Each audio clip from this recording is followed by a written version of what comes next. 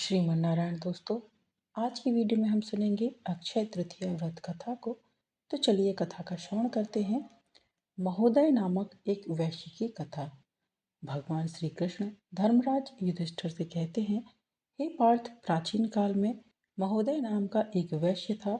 महोदय अत्यंत शक्तिपरायण, मृदुभाषी, निर्मल तथा देवताओं एवं ब्राह्मणों का पूजन करने वाला था।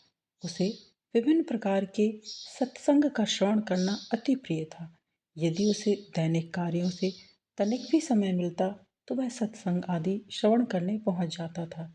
अन्य कार्यों से विचलित होते हुए भी उसका मन सदैव शास्त्र चिंतन में लीन रहता था। एक दिन मार्ग में उसने कुछ ऋषियों को रोहिणी नक्षत्र से युक्त अक्षय तृतीया के महत्व का वर्णन करते हुए सुना। वह ऋषि कह रहे थे कि अक्षय तृतीया बुधवार से संयुक्त होने पर महान अगणित फल प्रदान करने वाली होती है।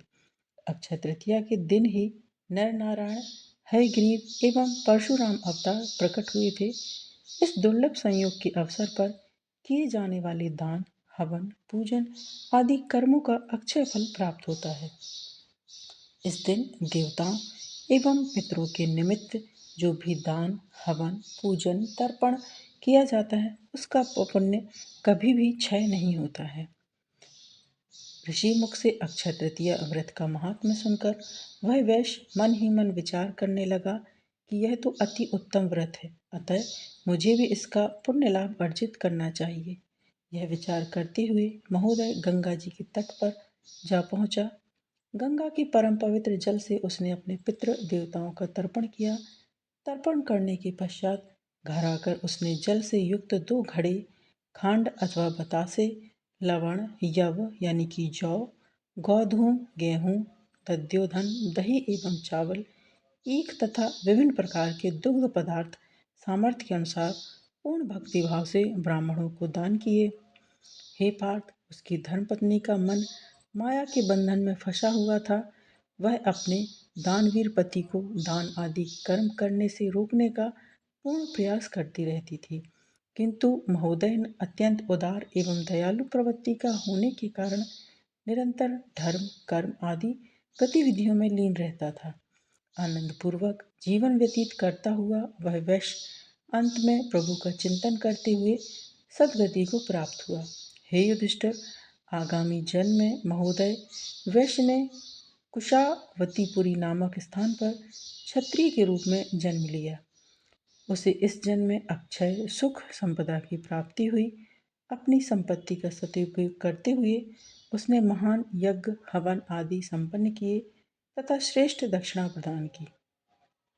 नाना प्रकार के गौदान, स्वर्णदान, अन्नदान तथा विभिन्न पदार्थों का दान, निर्धनों, याचकों तथा नेत्रहीनों की यथासंभव सहायता की। इतना दान पुण्य करने पर भी उसकी संपदा का अंत नहीं हुआ। अपने इस जीवन में भी महोदय ने उत्तम प्रकार के भोगों को भोगा तथा श्रेष्ठ जीवन व्यतीत किया।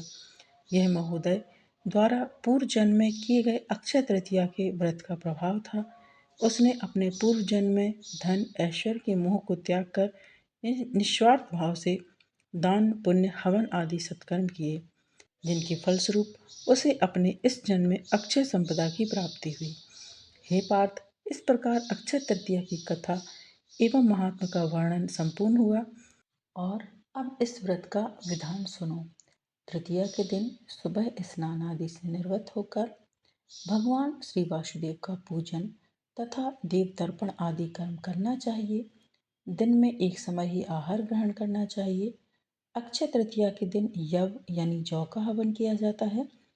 इस शुभ अवसर पर कनक सहित जल से पूर्ण घड़े षणरस, अन्न, यव, गोधूम, चड़क यानी कि चना, सतुआ तथा दध्योदन का दान करना चाहिए।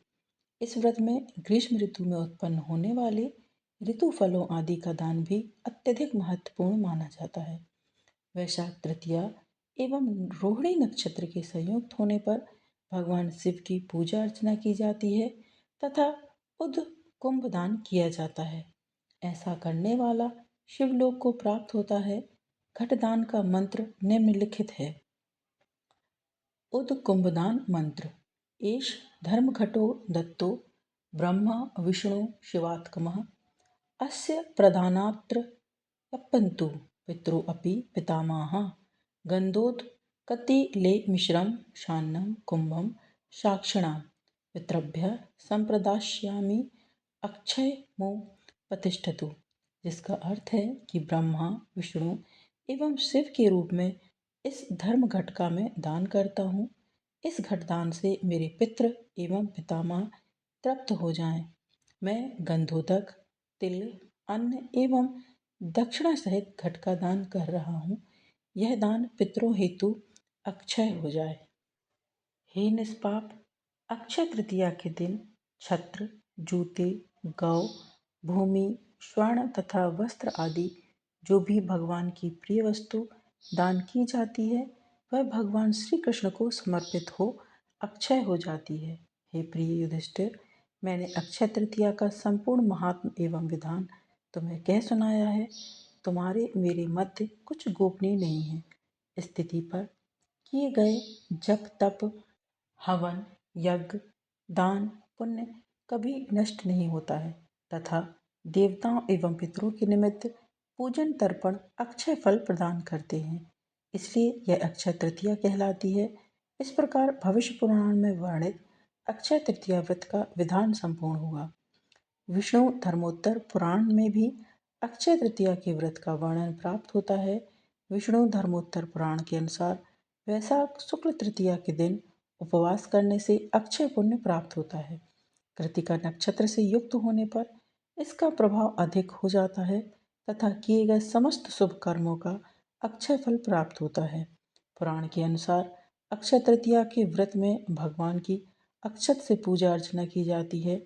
जो मनुष्य स्थिति में तीर्थ जल से स्नान करके भगवान विष्णु को अक्षत सत्तु अर्पित करता है तथा सत्तु एवं अक्षत का हवन करके सत्तु व पकवान ब्राह्मणों को अर्पित करता है वह अक्षय पुण्य फल प्राप्त करता है। हे भृगुनंदन, जो उपरोक्त विधान का पालन करते हुए एक भी तृतीया का व्रत का पालन कर लेता है उसे समस्त तीजों के व्रत का फल प्राप्त होता है। इस प्रकार विष्णु धर्मोत्तर पुराण में वर्णित अक्षय तृतीया व्रत संपूर्ण हुआ। तो ये अक्षय तृतीया व्रत कथा थी। यदि आपको आज की कथा आज का वीडियो पसंद आया है दोस्तों तो वीडियो को लाइक कीजिए, शेयर कीजिए अपने दोस्तों के साथ, अपने परिवारजनों के साथ, ताकि उन तक भी ये वीडियो पहुँचे और वो भी अक्षय तृतीया व्रत के महत्व को जान सकें, अक्षय तृतीया पर किए जाने वाले दान के महत्व को जान सकें एवं कथा का श्रवण कर सकें। और यदि आप चैनल पर नए हैं तो चैनल को सब्सक्राइब अवश्य कीजिए, साथ ही बेल आइकन को प्रेस कीजिए। इससे ये होगा कि मैं कोई भी वीडियो अपलोड करूँगी तो इसकी नोटिफिकेशन सबसे पहले आपके पास पहुँच जाएगी। आगामी व्रतों एवं त्योहारों की जानकारी के लिए चैनल पर बने रहें। मिलते हैं नेक्स्ट वीडियो में दोस्तों। हर हर महादेव, श्रीमन नारायण, जय माँ लक्ष्मी।